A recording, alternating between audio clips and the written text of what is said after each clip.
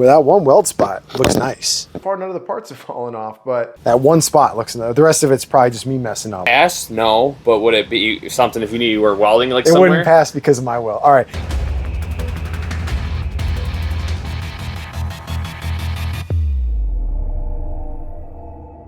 Today we are here to check out a welder from Temu. Now, why are we checking out this welder?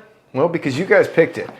On our live stream a few weeks ago, live streams Friday, 9 p.m. Eastern. If you guys haven't been there, come check it out. Come hang out, let's chat. I let the audience pick some items, and this is one of those items. So, quick disclaimer, video is not sponsored by Temu. This stuff is all purchased by me. Second disclaimer, I'm not a good welder. I've been welding for years on and off on projects like my Jeep and other random things, and so far none of the parts have fallen off, but my welds are not going to be pretty. So if that's going to trigger you, fair warning. So let's hop into this. Let's find out if this welder is worth your money.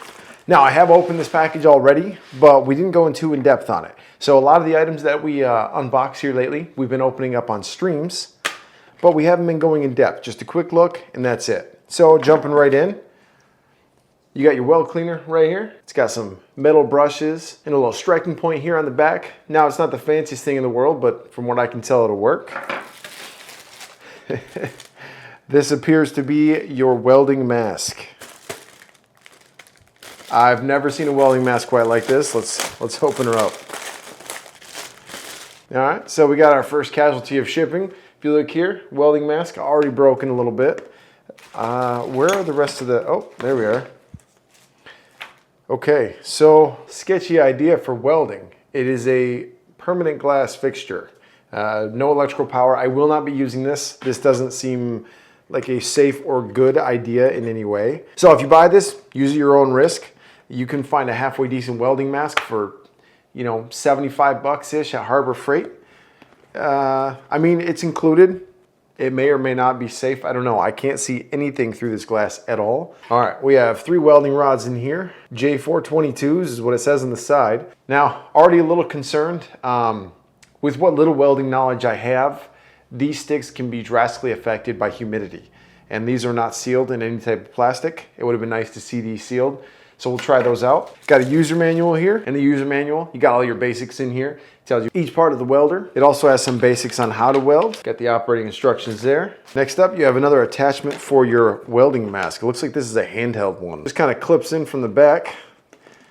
And yeah, there you go. So it looks like you're meant to hold this as you weld. Now, I'm not a good enough welder to weld with one hand. So again, we will not be using this.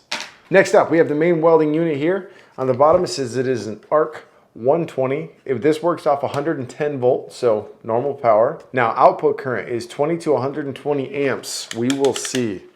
You got a nice clicky button here on the bottom. This is going to start your welds. You have your grounding rod here, and then your power cable. I mean, they're pretty thick. They don't feel super cheap, so that's something. On and off button right here. Then right here we have a control switch for the amps. Let's see, it goes up to a power of 5. Not exactly sure which rating they're going to have. Then it has off. Then right here, you have your button for locking in the electrode. So price for this when I got it was about 85 bucks. It looks like right now you can get them for about $79.95. So what we're going to do today is we're going to test this. We're going to go ahead and just run some welds, test a little bit of strength. Then we'll weld a couple flat pieces together with this, cut it in half, and see what kind of penetration we're getting. Let's go check it out. All right, welcome to my disaster garage. Got the welder here, got my wire welder right over there. Gloves, safety equipment, helmet. Let's try out some welds. So what we have set up here is a plastic table, horrible for welding, a big old metal plate to actually try to weld on, and then a couple of cut off random steel pieces here to weld together. Pretty thin steel, not thick stuff. I'm not expecting this to do anything crazy thick, but we are going to try to test welding one piece of these square to this thicker plate here to see if it can penetrate. For that, got ourselves a couple of 90s here, make my life a little bit easier.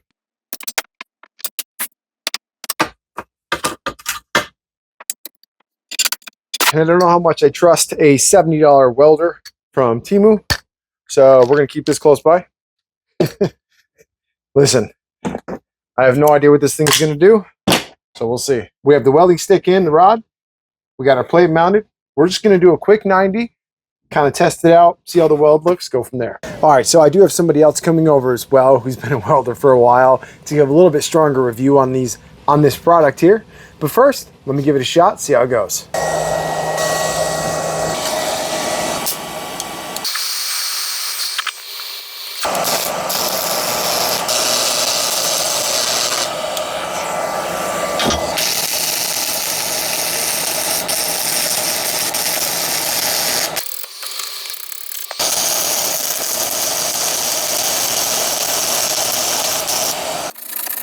Well, it's not pretty, but it works.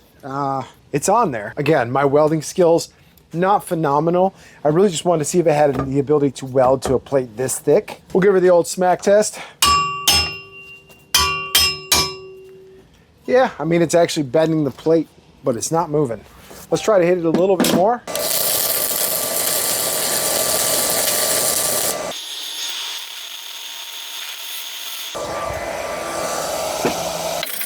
All right, coming in for a bit of a closer view. My welds are not great to begin with, but if you notice on the bottom, where I was hitting it the right way for a few seconds, it's not quite grabbing on all the way, but again, that could be user error. That's why we got somebody coming to help us out here in just a little bit. Yeah, that's actually bending the base of the metal and not pulling up any of the welds. All right, so here with me, I have my cousin Shawn. Shawn was a welder for quite a few years. Shawn, you see my horrible welds. You know I'm not great at welding. Give me your first impressions on this unit, and then we're gonna have you test it and run it through. Well, okay, so the unit itself, I've never seen nothing like it before. It is really cool. The idea of it is really cool. So if you were to use this, like, personally, what I would use this for, let's say I got a trail rig, so I would use this for, like, my Jeep or something breaks down. I would use this out in the trails. Yeah, you can hook it up to a generator depending on the amps it pulls. Good call. Because it is supported by, is this 120? 110. Yep. 110.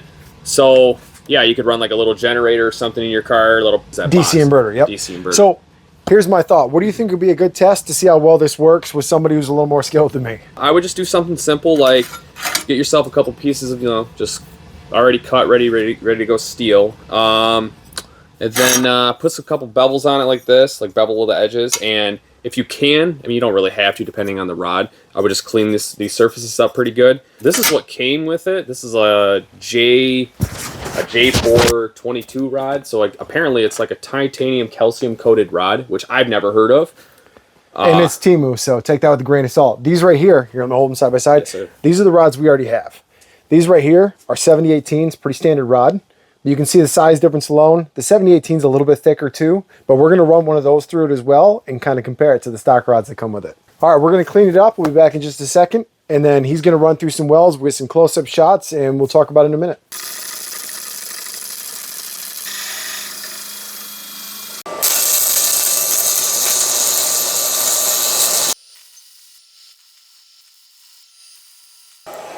Okay, so it's pretty awesome. Now, if this was the same thickness as this, that thing would go through beautifully. I'm impressed with that. That is super cool.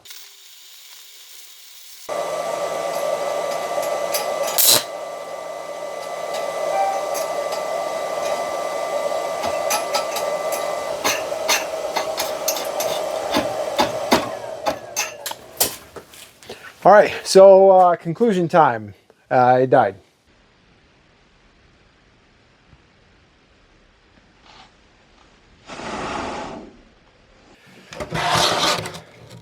All right, so in conclusion, seemed to work pretty good, and then it died.